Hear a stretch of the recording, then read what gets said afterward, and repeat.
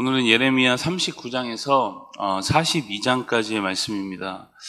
먼저 39장입니다. 이 39장은 이제 예루살렘이 함락된 이후의 사건들을 다루고 있습니다. 바벨론 군대가 예루살렘 함락시키고 이제 유다 왕 시드기야는 눈이 뽑혀서 이제 바벨론으로 끌려가게 되는 그런 이 여러 사건들을 다루고 있는 거죠. 예루살렘 성은 지금 파괴되었고 백성들은 포로로 이제 끌려가기 시작합니다. 어쩌다가 지금 이스라엘이 이렇게까지 망가지게 되었을까? 오랫동안 이제 하나님의 음성에 귀를 이제 막고 듣지 않은 결과였다는 거죠. 이런 상황에서 이제 유다의 왕 시드기야는 밤에 어둠을 틈타서 성을 버리고 어찌 보면 백성도 버리고 도망을 갑니다. 결국엔 붙잡히죠. 눈앞에서 자녀들과 신하들이 다 죽고 자신의 두 눈은 이제 뽑혀서 바벨론으로 비참하게 끌려갑니다. 그러나 감옥에 갇혀있던 이제 예레미야는 풀려났고 이제 원하는 곳에 가서 살도록 바벨론 왕에 의해서 이제 선처를 받게 되죠. 그리고 예레미야에게 말씀이 임하기를 이제 16절 말씀에 보면 구스인 에벤멜렉을 이제 구원해 주시겠다는 그런 말씀을 해주십니다.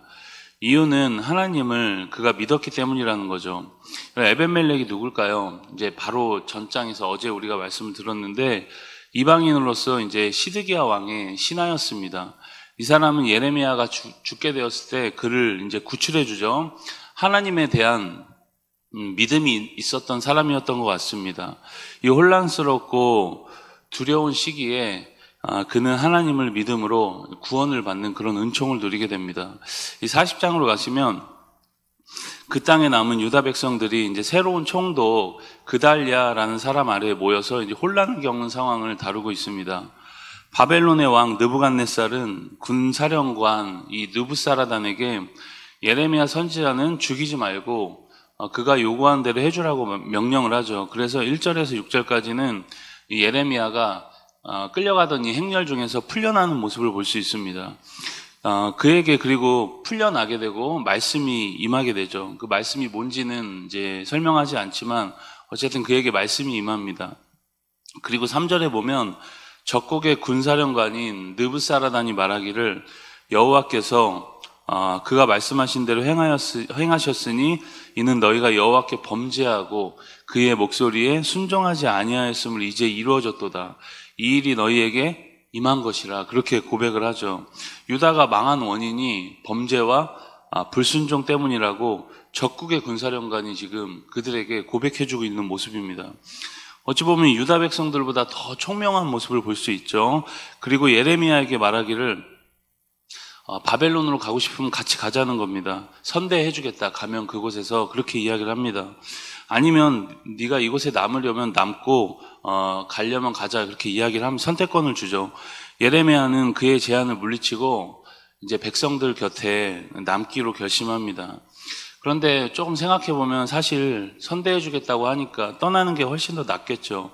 그러나 그는 조국을 사랑했고 그곳에서 자신이 끝까지 해야 할 일을 하고자 남게 됩니다. 7절부터 12절까지는 이제 유다의 총독이 된 그달랴를 중심으로 유다 백성들이 이제 미스바라는 곳에 모여서 유다의 재건을 시도했던 일에 대해서 이제 증거하고 있습니다. 그달랴는 총독이었지만 어쨌든 그 시대를 잘 읽고 있는 사람이었고 총독으로서의 역할을 잘 감당합니다. 그런데 13절에 16절까지 보면 암몬 왕과 결탁한 이스마엘이라는 사람이 그달랴를 총독하려는 암살 음모를 꾸미고 있는데 그것에 대해서 이제 대수롭지 않게 여기는 그달랴의 약간은 이제 경솔한 모습을 볼 수 있습니다. 우리 41장으로 가시면 41장은 이제 그달랴 총독을 암살한 이스마엘의 프로필과 그리고 그가 어떻게 암살하게 되었는지에 대해서 1절부터 10절까지 소개됩니다. 이스마엘은 왕족이었습니다. 다윗 가문에 있는 이제 왕족입니다. 그런데 암몬과 결탁해서 총독을 암살하고 이제 남은 백성들까지 살육하는 모습을 볼 수가 있죠. 그는 어찌 보면 민족주의자도 아니고 또 애국자도 아닌 그저 이제 광기에 붙들린 어리석은 판단을 했던 그런 사람이었습니다. 11절부터 18절까지는 이 요하난이라는 사람이 소개되고 있습니다. 요하난은 이 그다랴에게 이스마엘의 암살 음모를 알린 사람이었습니다. 요하난과 그와 함께 있던 모든 군 지휘관들이 이스마엘이 그다랴를 살해하고 미스바에서 행한 일을 듣고 이제 분개해서 그와 싸우려고 이제 가게 되죠. 어찌 보면 굉장히 충성스럽고 절개가 있는 사람이었습니다.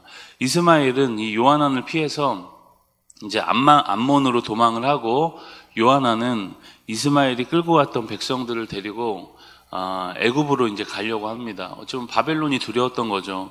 어쨌든 이렇게 남은 백성들 사이에서 여러 일들이 생기고 있는 모습을 볼 수 있습니다. 마지막 42장은 유다의 남은 백성들이 이 예레미야에게 자신들의 이 거취에 대해서 하나님의 뜻을 묻고, 예레미야가 하나님의 응답을 받아서 이제 백성들에게 전하는 그런 내용을 담고 있습니다. 요하난과 함께한 백성들은 이 예레미야를 찾아가서 이제 자신들의 살 길을 모색하게 되죠. 3절에 보면 당신의 하나님 여호와께서 우리가 마땅히 갈 길과 할 일을 보이시기를 원하나이다, 이렇게 말합니다. 예레미야는 그들에게 이제 하나님의 뜻을 이제 묻겠다고 약속을 하고, 백성들은 이제 듣고 순종하겠다고 이야기를 합니다. 10일 후에 이제 예레미야에게 말씀이 임하죠. 그리고 그들에게 하나님의 응답을 전합니다. 10절에 보면 그 내용이 뭐냐면은 너희가 이제 애굽으로 가지 말고 이 땅에 눌러 살아라, 그렇게 이야기를 하죠. 그러면 하나님이 그들을 세워주시겠다라는 그런 약속이었습니다. 결국 애굽으로 가지 말라는 겁니다. 그 말은 뭘까요? 애굽을 의지하지 말라는 거죠. 하나님이 지켜주신다는 겁니다. 그걸 믿으라는 겁니다. 15절에서 16절에 보면 만일 애굽에 들어가서 거기에 살기로 고집하면 너희가 두려워하는 칼이 애굽 땅으로 따라가서 너희에게 미칠 것이요, 너희가 두려워하는 기근이 애굽으로 급히 따라가서 너희에게 임하리니 너희가 거기에서 죽을 것이라, 그렇게 분명히 말씀을 하죠. 그런데 이들은 결국 하나님의 말씀을 듣고도 애굽으로 갑니다. 분명 선지자가 말하는 대로 하겠다라고 분명 약속을 해놓고 자신의 뜻과 다른 응답이 오니까 이제 불순종하는 것이죠. 여러분, 이것이 우리의 모습입니다. 오늘 우리가 이스라엘의 모습을 보면서 우리 자신을 돌아보는 은혜가 있길 바랍니다. 우리가 어려워도 말씀에 순종하고 또 내 뜻과는 달라도 주님을 따를 때 승리의 은혜가 있다는 것을 우리가 기억하면서 오늘도 우리가 맡겨진 자리에서 순종하는 은혜의 날이 다 될 수 있길 주님의 이름으로 축복합니다. 우리 예레미야 39장에서 42장까지의 말씀을 경청합니다. 주의 말씀은 내 발의 등이요 내 길의 빛이니이다. 아멘.